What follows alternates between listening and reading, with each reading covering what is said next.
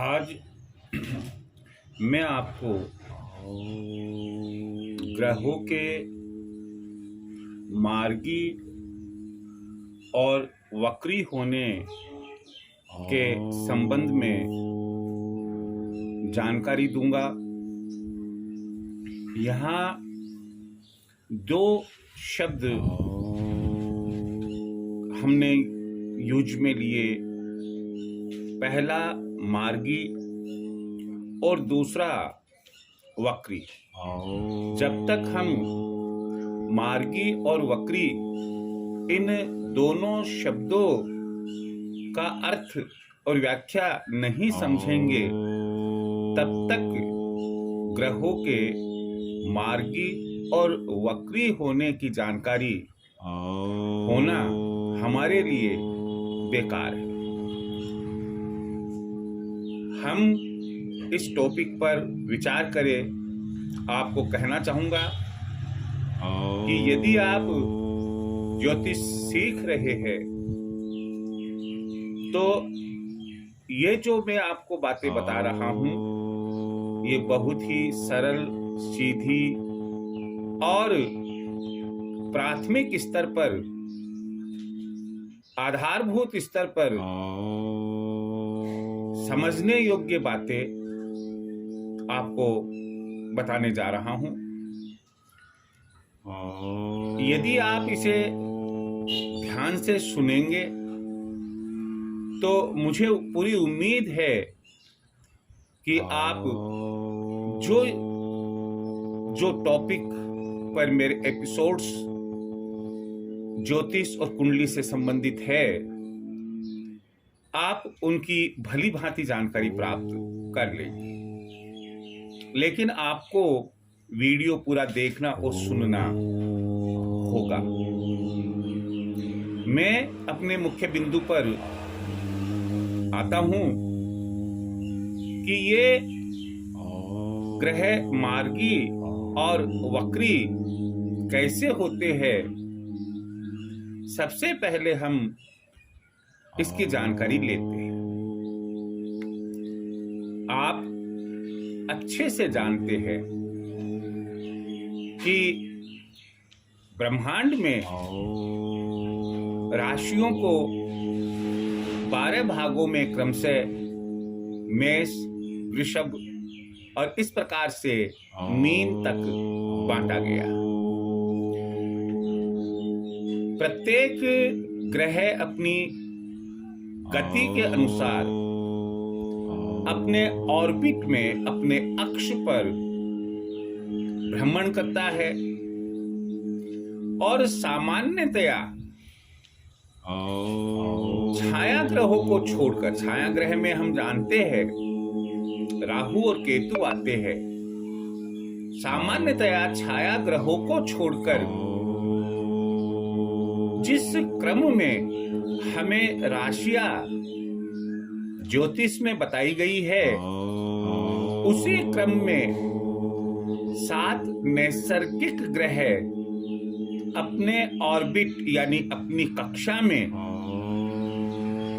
भ्रमण करते हैं, गतिशील रहते हैं, कभी भी नहीं रुकते हैं और ना कभी पलटते हैं। कहने का मतलब घूमकर एकदम उल्टे होकर, जैसे मान लो कोई क्लॉकवाइज चल रहे हैं तो वो एंटी क्लॉकवाइज होकर नहीं चले। ये अपने लाइफ में ध्यान रखिएगा।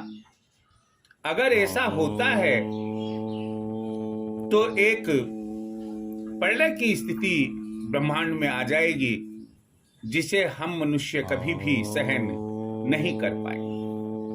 चलो मैं आपको बता ही देता हूं कि मार्गी का मतलब होता है कि जब सूर्य, चंद्र, मंगल, बुध, गुरु, शुक्र और शनि, ये 7 ग्रह जिस क्रम में, जिस ऑर्डर में हमें ज्योतिष में राशियां मिलती है, ज्योतिष शास्त्र में राशियां मिलती है, उसी ऑर्डर में ये अपने निश्चित समय पर अगले से अगली, अगली से अगली राशि में ये जाते रहते हैं, भ्रमण करते रहते हैं, गतिशील रहते हैं। तो हम ये कहते हैं, जैसे मेष राशि से वृष में, वृष से मिथुन में, मिथुन से कर्क में, कर्क से सिंह में, सिंह से कन्या में, और इसी क्रम में मीन तक जाकर पुनः मेष में आ जाते हैं। जब इस प्रकार से गतिशील होते हैं और भ्रमण करते हैं, तो हम ये कहते हैं कि ग्रह मार्गी है। वो अपने मार्ग को नहीं भूल रहे हैं। पहला स्टेशन उनका, अगर हम 12 स्टेशन इस पूरे सर्किल में मान लेते हैं, तो पहला स्टेशन उनका मेष है, दूसरा स्टेशन उनका वृषभ है, तीसरा मिथुन है।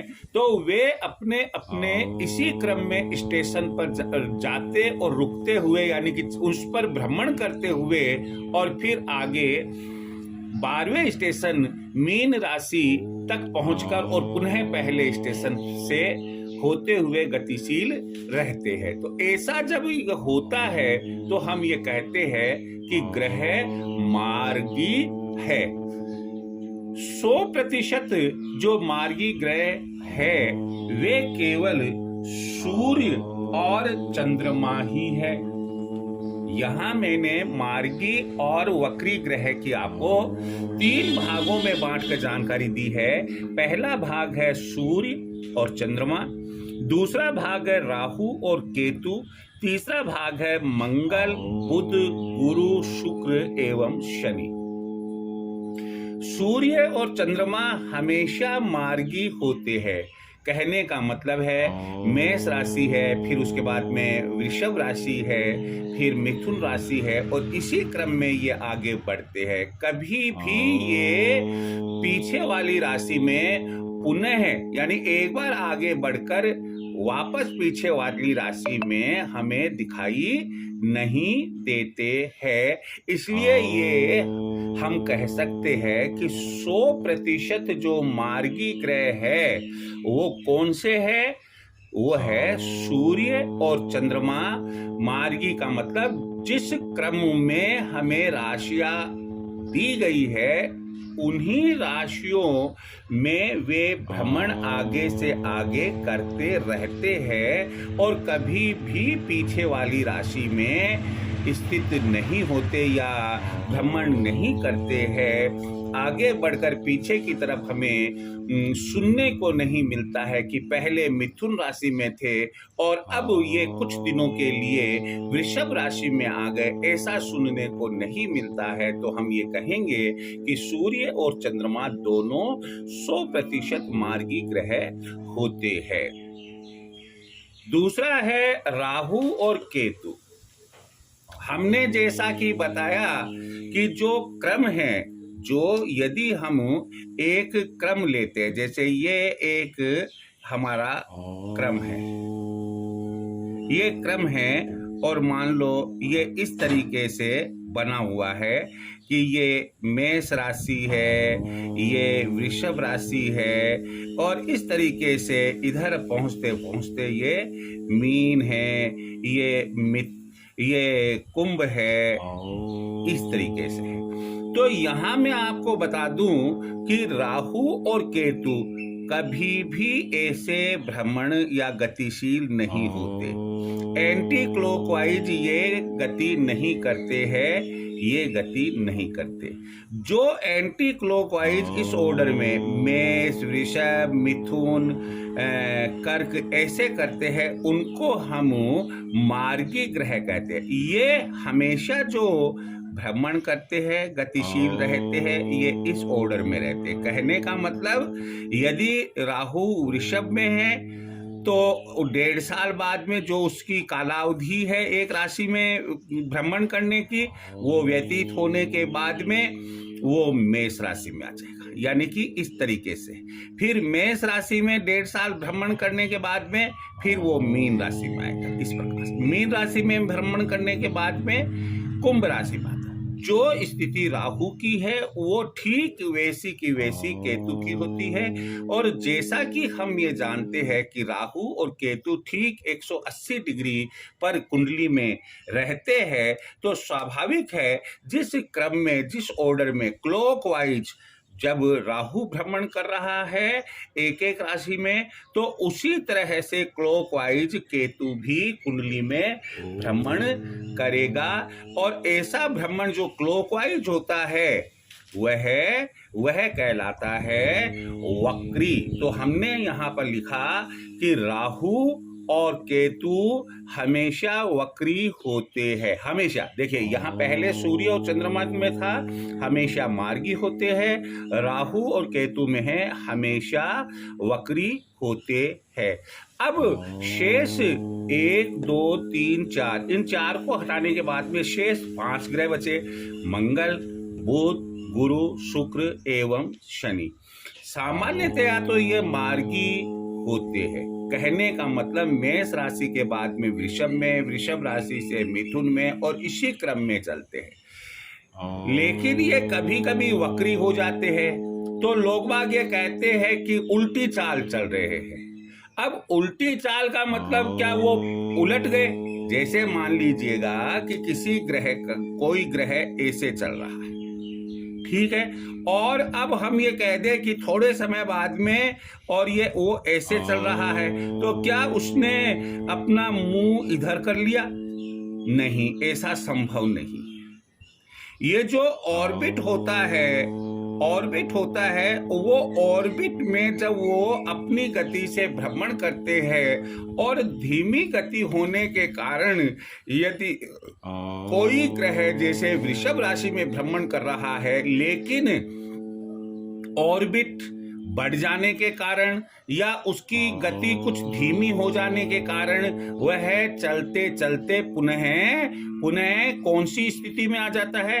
पुनः वृषभ की बजाय वापस मेष राशि की में आ जाता है, भ्रमण होने लग जाता है। तो वो डायरेक्शन तो उसका एंटी क्लॉकवाइज ही है, एंटी क्लॉकवाइज ही डायरेक्शन है, लेकिन गति धीमी होने के कारण वह पीछे रह गया। वह कहाँ रह गया? वो पीछे रह गया।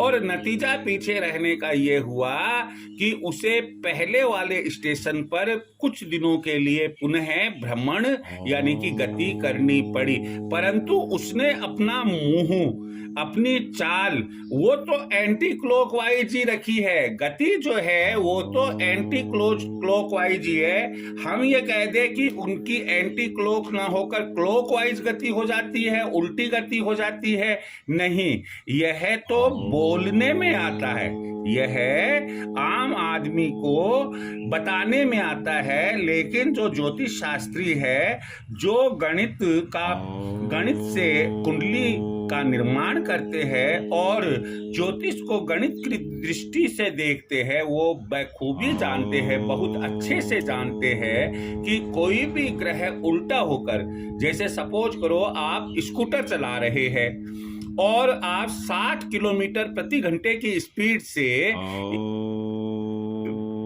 मेष राशि स्टेशन से वृषभ और वृषभ से मिथुन की तरफ जा रहे हैं।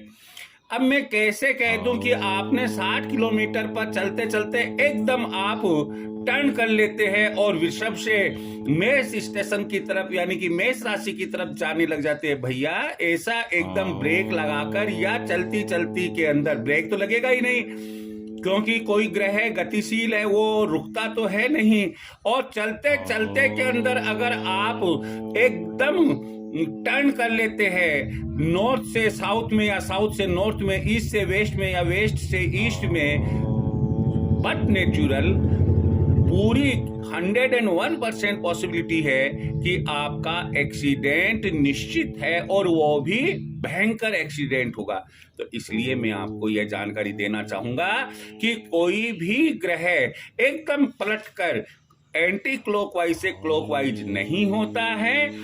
ऑर्बिट के वजह से और धीमी गति की वजह से वह कुछ दिनों के लिए पीछे वाली राशि में पुनः भ्रमण करने लग जाता है और वो जैसे ही वो कुछ दिन होते हैं और सही ऑर्बिट में जिस ऑर्बिट में वो चल रहा है और वापस वह अपनी गति के कारण ही पुनः पहले वाली राशि में आ जाता है, तो हम ये कहते हैं कि वो पुनः मार्गी हो गया है। तो ये ऐसे जो ग्रह है वो 5 ग्रह है। कौन कौन से है?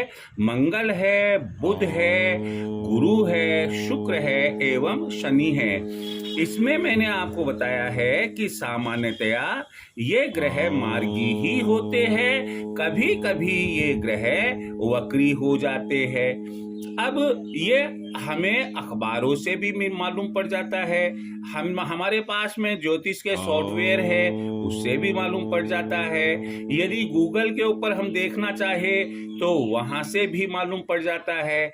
आपके पास में यदि पंचांग है, कोई भी पंचांग हो, चाहे आपके राज्य का पंचांग हो या किसी अन्य राज्य का पंचांग हो, आपको उस पंचांग से भी मालूम पड़ जाता है कि कौन सा ग्रह इस वक्त मार्गी है और कौन सा ग्रह वक्री है।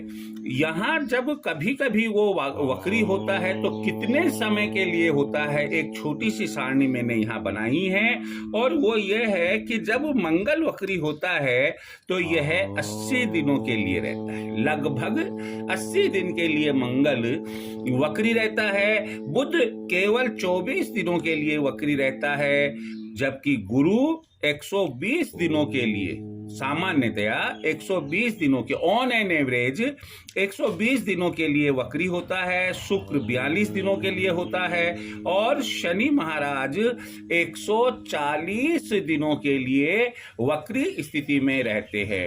यहाँ हम यह जरूर जानना चाहेंगे, यानी कि आप ये जरूर जानना चाहेंगे कि मैं आखिर मार्गी और वक्री ग्रह ये क्यों अपने ज्योतिष शिक्षा में पढ़ूं।